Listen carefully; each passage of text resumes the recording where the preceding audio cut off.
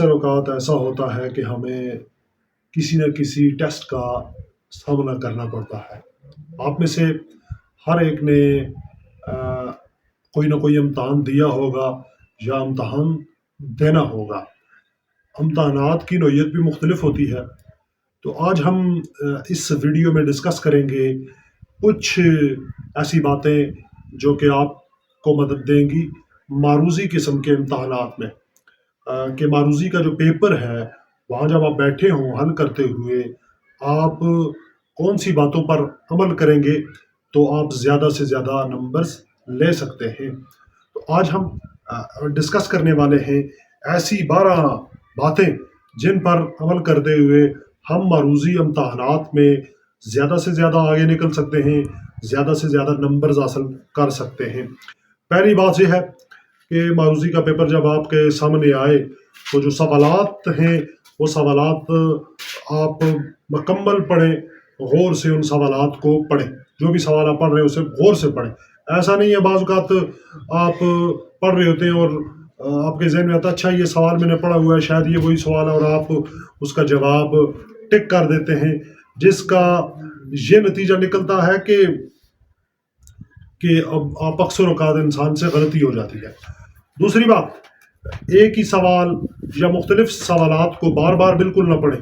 کیونکہ اس سے آپ کا وقت ضائع ہو جائے گا بہت سا، اور ایک انہوں نے متعینہ وقت دیا ہوتا ہے پیپرز کے لیے، تو اس متعینہ وقت کے اندر آپ نے تمام سوالات کو حل کرنا ہوتا ہے۔ اگر آپ ان متعینہ سوالات کو حل نہیں کریں گے تو پھر وقت نکل جائے گا اور آپ کا پیپر آدھا ہی رہ جائے گا۔ تو کوشش کریں وقت بچائیں۔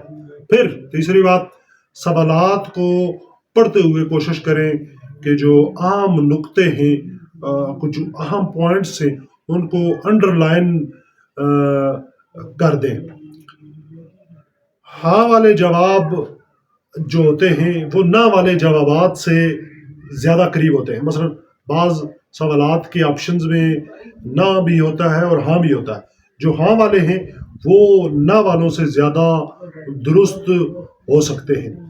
گیس کرتے ہوئے آپ کے ذہن میں 3-4 سوالات کے جوابات آ سکتے ہیں، 3-4 جوابات آ سکتے ہیں، لیکن جو پہلا جواب آیا ہے وہ آپ کے ذہن میں وہ زیادہ اس کے حقیقت کے یا جواب کے ہونے کے زیادہ قریب ہو سکتا ہے۔ ایسے جوابات ہمیشہ غلط ہوتے ہیں جن کے کہ ہمیشہ ایسے ہوتا آیا ہے، کبھی ایسا نہیں ہوا۔ ایسے جوابات ہمیشہ جو آپشنز میں دیے گئے ہوتے ہیں وہ غلط ہوتے ہیں۔ ایسے جوابات درست ہوتے ہیں جن میں یہ جوابات میں یہ چیزیں موجود ہوں۔ کبھی کبھار شاید کچھ نہ کچھ ہو سکتا ہے ایسا۔ تو سب سے عام بات یہ ہے، ہمارا 8واں پوائنٹ، کہ جب درست جواب نہ معلوم ہو تو پیپر میں جا کے یہ دیکھیں کہ غلط جواب کون سا ہے۔ اکثر ہمیں درست جواب نہیں پتا ہوتا۔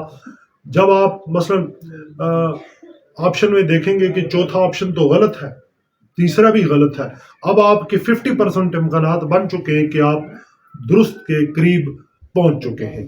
تو اس لیے کوشش کریں، اگر درست جواب معلوم نہیں ہے تو غلط جواب ضرور جو ہے وہ اس کو آپ معلوم کر لیں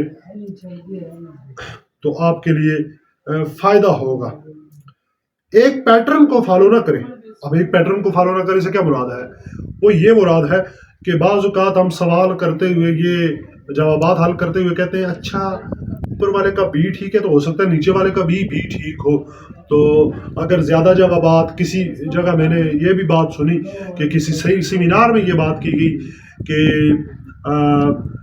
گیس کرتے ہوئے جو زیادہ آپشن درست آ رہے ہیں تو گیس کرتے ہوئے وہ ہی لگائیں جو آپ کو معلوم نہیں ہے جو زیادہ آ رہے ہیں۔ تو یہ بات غلط ہے، بالکل ایسا نہیں ہے کہ سوال نمبر 4 کا جواب اگر بی ہے تو 5 کا بھی بی ہوگا۔ تو بالکل اس طرح کے ایک ہی پیٹرن کو بالکل فالو نہ کیا جائے۔ کسی بھی سوال کا جواب تب تک نہ دیں جب تک کہ وہ سوال آپ کو پوری طرح سے समझ ना आ जाए या उसमें मौजूद सारे नुक्ते समझ ना आ जाए। जब कभी आपका कोई सवाल अभाम का शिकार है, उसे छोड़ दें, उसे बाद में हल करने की कोशिश करें, लेकिन सवाल का जवाब उस सूरत में दें जब आप उसे पूरी तरह से समझ चुके हैं। अगर पेपर के सेक्शन बने हुए हैं, सेक्शन ए है, बी है, सी है, तो हर सेक्शन के जवाबात एक ही वक्त में देने की कोशिश करें। अगर एक वक्त में नहीं, एक सेक्शन के जवाबात एक ही वक्त में दें। मसलन अगर आप आगे पीछे करेंगे तो एक सेक्शन का जवाब आधे लिख रहे हैं, दूसरे के आधे लिख रहे हैं, तीसरे के आधे लिख रहे हैं, हो सकता है इससे आपके जवाबात आगे पीछे हो जाएं और बहुत सारी गलतियां आपसे हो जाएं।